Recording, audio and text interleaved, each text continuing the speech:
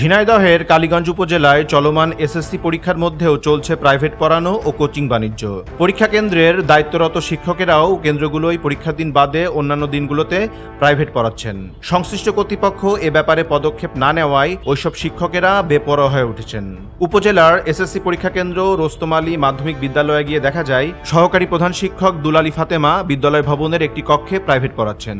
একই সময় ওই বিদ্যালয়ের গণিত বিষয়ের সহকারী শিক্ষক ও বারোবাজার পরীক্ষা কেন্দ্রের পরিদর্শক মোহাম্মদ আলামিন, কেন্দ্র কমিটির সদস্য ও বিজ্ঞান বিষয়ের সহকারী শিক্ষক কালিদাস কুমার মজুমদার, ইংরেজি বিষয়ের সহকারী শিক্ষক এবং কক্ষ পরিদর্শক আনিচুর রহমানও অন্য কক্ষে প্রাইভেট পড়ানোয় ব্যস্ত ছিলেন। এ ব্যাপারে হল সুপার বলেন, প্রাইভেট পড়াচ্ছি না, ক্লাস নিচ্ছি। পরীক্ষার্থীরা লেখাপড়ায় দুর্বল এবং সরকারি পাঠ্য বই মার্চ এপ্রিলে পাওয়ায় প্রথম পার্টটা দেখিয়ে দিচ্ছি। রোস্তম আলী পরীক্ষা কেন্দ্রে প্রাইভেট পড়ানোর বিষয়ে বিদ্যালয়টির প্রধান শিক্ষক ও ওই কেন্দ্রের সদস্য সচিব আতিয়া রহমান বলেন, বিষয়টি আমি জানি না। এসএসসি পরীক্ষা চলাকালীন প্রাইভেট কোচিং করানো সম্পূর্ণ নিষিদ্ধ। উপজেলা এসএসসি পরীক্ষা পরিচালনা কমিটির সভাপতি ও উপজেলা নির্বাহী কর্মকর্তা দেদারুল ইসলাম বলেন, সরকারি নির্দেশনা অমান্যকারীদের বিরুদ্ধে অবশ্যই আইনানুগ ব্যবস্থা নেওয়া হবে। ডেস্ক রিপোর্ট, দৈনিক রানার।